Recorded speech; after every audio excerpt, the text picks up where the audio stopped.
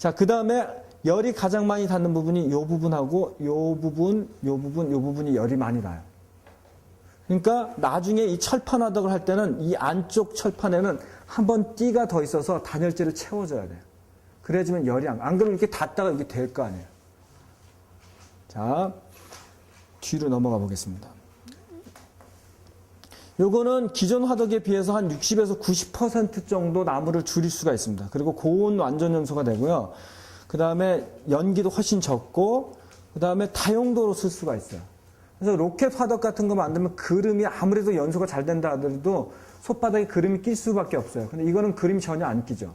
단 여기 올려놓는 솥은 바닥이 평편하고 이 철판에 닿는 면적이 큰 냄비 종류들, 그런 것들을 사용하셔야 되는 겁니다. 자, 여기 보십시오. 저기 지금 여기서는 이 철판 하던 화구 대비, 화구 높이 대비 요 연소 기동을 2.5배로 했어요. 근데 이번에는 그렇게 안 할 겁니다. 여기서는 꼭 2.5배 안 하고 이걸 줄인 상태에서 만드는 방식으로 할 겁니다. 이건 철판 화덕이기 때문에 그런 변형들이 가능한 거예요. 자, 그리고 이 안에는 단열재로 채우고요. 여기 칸막이가 하나 더 있잖아요. 이건 뭐냐면 여기 펄라이트를 채우면 쏟아지잖아요. 그러니까 막은 거예요. 그래서 이렇게 열기가 흘러갔다가 요 연도 부분이 이 철판보다 밑쪽에 내려와 있습니다. 그래야지 이 구조, 연도가 좀 더 낮은 이 구조가 열기 배출을 너무 빠르게 굴뚝으로 빠져나가는 걸 막게 돼요. 열기가 어느 정도 고여있다가 나가게 하는 구조가 됩니다. 이런 높이가 중요한데 이거는 구들에서도 마찬가지예요. 구들에서도 연도의 높이는 고래바닥보다 10에서 15cm 정도 낮게 시공한다, 이런 게 있어요. 그게 곧바로 그냥 굴뚝으로 연결되면 불 아무리 떼도 연기는 잘 빠져. 불도 쫙쫙 빨려. 문제는 방이 안 따뜻해. 요 높이가 철판보다 낮은 위치로 간다라고 하는 게 중요한 겁니다. 그럼 여기 열기가 이제 많이 고여.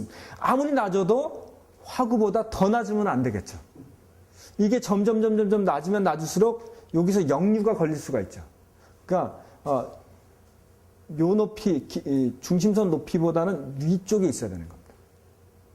자, 그 다음에 요 공간은 뭐 커도 되고 작아도 되고 크게 상관이 없습니다. 크게 상관이 없고, 그 다음에 요 연통의 직경은 화구랑 가능하면 비슷하게, 조금 약간 작아도 상관은 없는데 기본적으로 비슷하게 잡아준다라고 생각하면, 들어가는 만큼 나간다 이렇게 생각하시면 되는 거고요.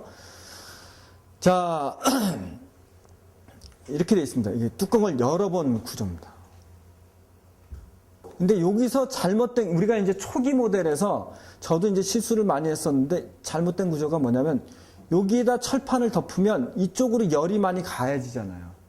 그러니까 사실 여기 하나 띠가 더 있어서 요 가생이로 띠가 있어서 거기에 펄라이트를 좀 채울 수 있는 게 있어야죠.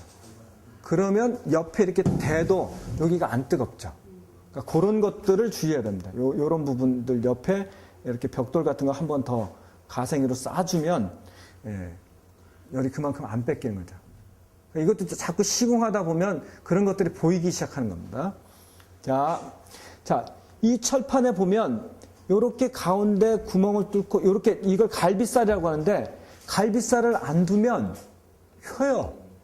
아무리 두꺼운 것도 어느 정도냐면 불룩 이 철판이 이렇게 부풀어 올라와요. 그 정도로 열이 세요. 그래서 저 갈비살을 두는 거예요. 그런데 이 가운데를 이렇게 구멍을 뚫어 놓으면 어떻게 돼요? 나중에 이렇게 제껴놓고 솥을 얹을 수도 있잖아요. 근데 저걸 만들 때 그냥 만드는 게 저거 돈이 좀 많이 듭니다. 그래서 이번엔 못했어요. 그 옛날 연탄 화덕들 보면 이렇게 뚜껑 있고 동심원 있고 그거 아시죠? 그래서 이렇게 하나씩 연결해 놓고 거기 솥에 맞춰서 끼우잖아요. 그게 어떻게 되냐면 이렇게 하나씩 벗겨내면서 솥에 맞춰서 얹을 수가 있는데 이게 옆으로 보면 어떻게 돼 있냐면 이런 구조가 돼 있어요. 이런 구조. 위에 거는 이렇게 걸치고 밑에 거는 이렇게 요게 이런 식으로 딱 물리게 돼 있어요. 그냥 얹어 놓으면 툭툭툭 떠요. 그래서 저거는 프레스 같은 걸로 탁 찍어야 돼요. 그러니까 돈이 많이 들죠. 그래서 저걸 아주 정밀 시공한 거는 비싸요. 비싸거나 아니면 그 제작 비용이 좀 많이 들어요. 근데 저기 있으면 훨씬 좋죠. 이제 뒤에 사진 보겠습니다. 자, 그리고 이 수치들은 크게 신경 쓰지 마십시오. 요거는 이 구멍을 따냈을 때 경우인데 굳이 저거 없어도 좋습니다. 만약에 고급 사양을 만든다 그러면 저거를 아주 정밀 시공을 해야 되죠. 그 사례들도 뒤에서 보여드리겠습니다. 자, 근데 이때 주의할 건 뭐냐면 여기 갈비살 있죠. 갈비살 있고 여기 옆 날개, 철판에 옆 날개가 있잖아요. 조리상판이라고 하는데 이걸 조리상판이라고 합니다. 조리상판에 옆 날개가 있잖아요. 딱 걸치기 위한 날개가 있는데 이 갈비살의 높이가 조리상판의 높이보다는 적어도 높아야 된다, 낮아야 된다. 낮아야 돼요. 그래야지 걸리지 않고 쭉 흘러가죠.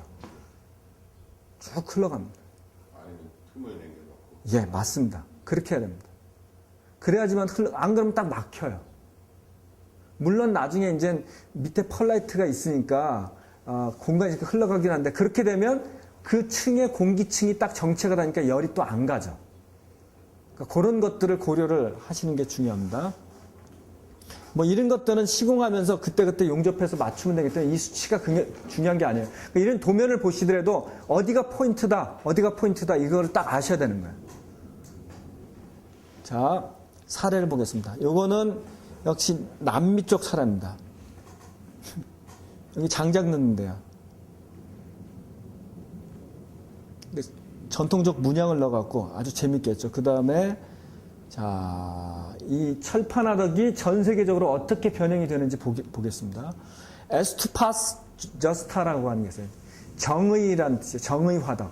정의롭게 사람들에게 공평하게 무언가 기술을 전파한다 그래서 개량한 화덕인데 에스투파스가 화덕이란 뜻이에요. 화덕이란 뜻인데 자, 보겠습니다.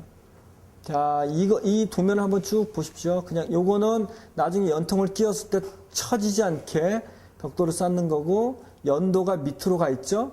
연도가 구멍이 벽돌 한 장 밑으로 내려가 있습니다. 자, 그 다음에 앞에 하나 더 있어요. 요게 있고 요거 하나 더 있는 거는 단열재를 채웠을 때 일로 연도 쪽으로 슉 단열재가 빠지지 않게 하기 위한 거예요. 자, 연도 보판을 하기 싫다 그러면 단열재 위를 진흙으로 이렇게 눌러갖고 새지 않게 해줘야 되는 거예요.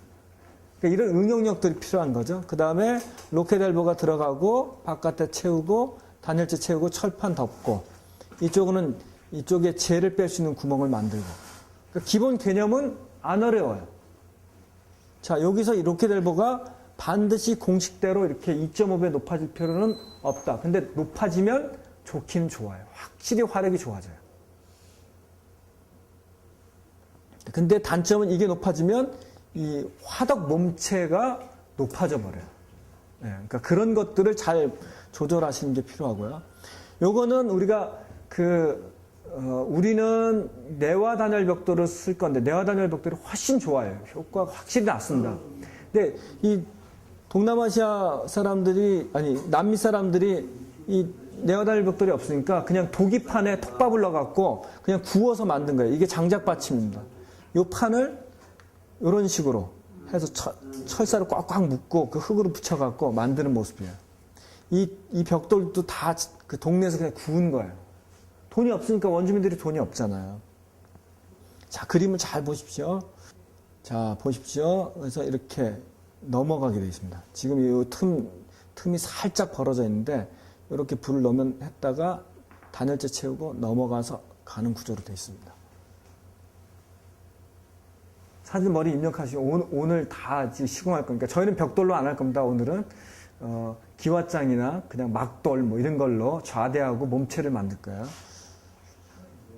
자, 그래서 철판 위에는 주변은 틀을 짜갖고 시멘트를 이렇게 감싸는 겁니다. 나중에 철판 드러낼 수 있어요. 자, 천천히. 여기는 뭐죠? 이 페인트 뚜껑이잖아요. 페인트 깡통을 바닥을 따고 딱 끼워서 넣으면 1년에 한두 번 딱 따면 좋으니까 어디서 저런 거를 맞추려고 해봐요. 돈 많이 들지. 페인트 깡통 기껏해야 새 거 1,000원이면 1,000원도 안 되고 그냥 굴러다니는 게 페인트 깡통인데 그러니까 그런 걸 응용하실 수도 있는 겁니다.